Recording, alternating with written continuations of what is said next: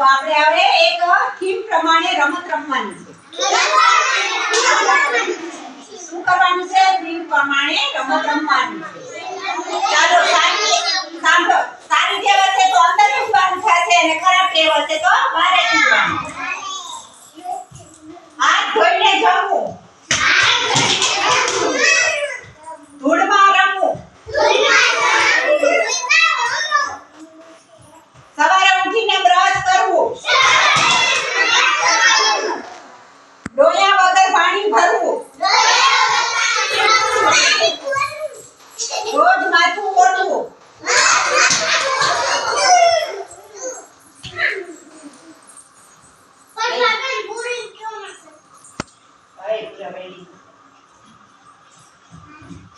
નાયા વગર ખરાબ કપડાં પહેરવા